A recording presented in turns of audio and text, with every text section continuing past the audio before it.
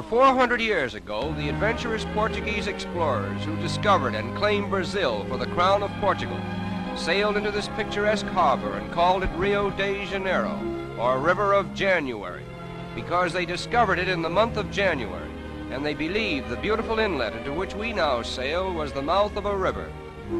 As we pass within the shadow of this gigantic promontory, known as Sugarloaf, we wonder if the white men who first saw it could have dreamed that it was destined to become the mighty sentinel of an enchanted metropolis with a population of over 1 million inhabitants and a reputation of being the most magnificent city in the world.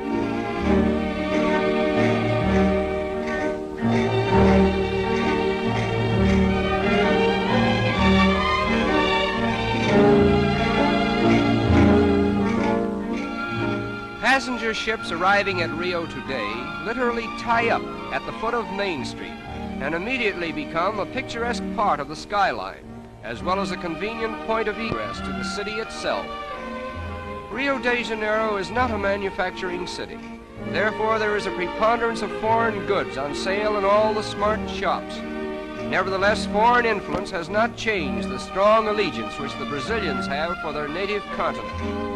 They proudly proclaim themselves South American, and they very much resent the North Americans' alleged monopoly of the word American.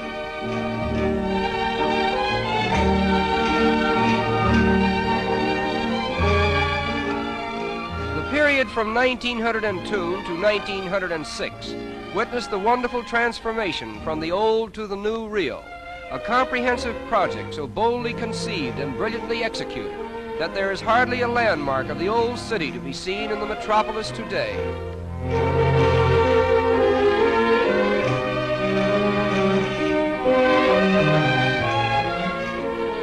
The most unique feature of the clean and spacious streets is the decorative mosaic work that adorns the sidewalks. Almost every block has a pavement with patterns so individual in design that one could find his way about the city by becoming familiar with them.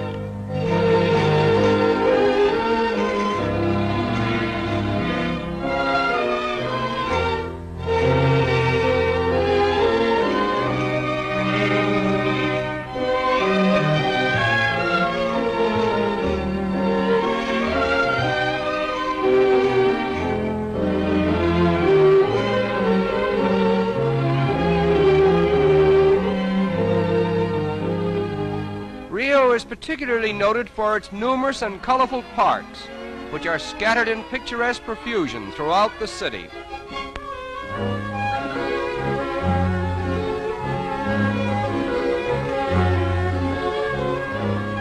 In 1808, the King of Portugal was forced by Napoleon to abandon his country and re-establish his throne in Brazil.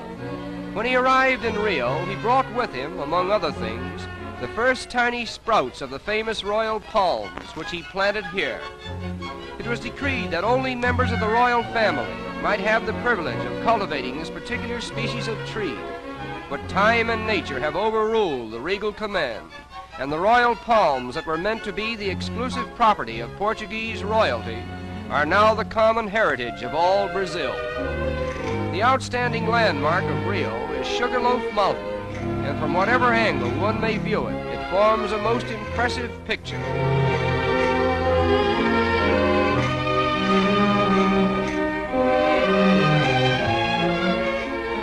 Swimming is one of the most popular sports in this pleasure-loving city. Consequently, many attractive swimming clubs have been erected along the picturesque shoreline. The architectural designs of these clubs are unusually distinctive, and many of them are actual reproductions of famous institutions in Spain and Portugal. Among the many fine boulevards in this city of splendor, the most beautiful is the Avenida Beira-Mar, with its marble promenade encircling the waterfront for a distance of 5 miles.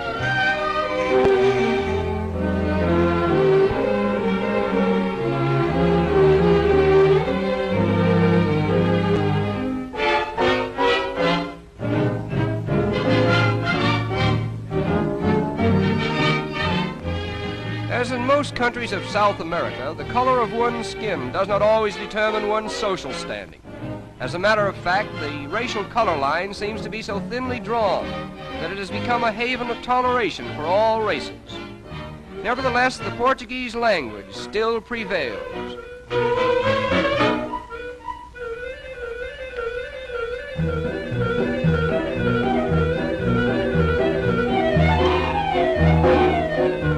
In the business districts of the city, there are a number of tiny shops where the more industrious young ladies of Rio earn their livelihood. This is called the butterfly industry, in which the colorful wings of butterflies are immortalized by an art that was inaugurated here many years ago.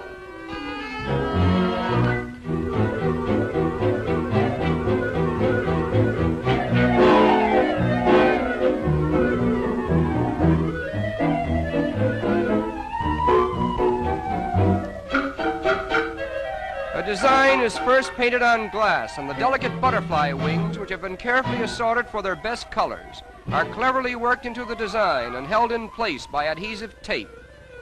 Another layer of glass is finally placed over the tape, and the wings, thus preserved, will hold their lifelike colors indefinitely. There are over 700 different species of butterflies in Brazil, and they are much larger and more colorful than those of North America and Europe.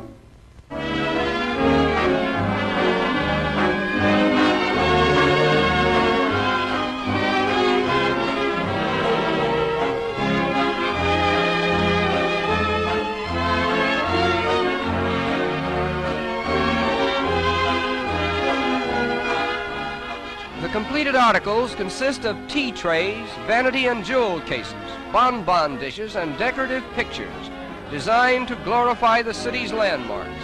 And needless to say, the predominating design is Sugarloaf, the center of attraction for all eyes that glory in the magnificence of Rio de Janeiro, the city of splendor.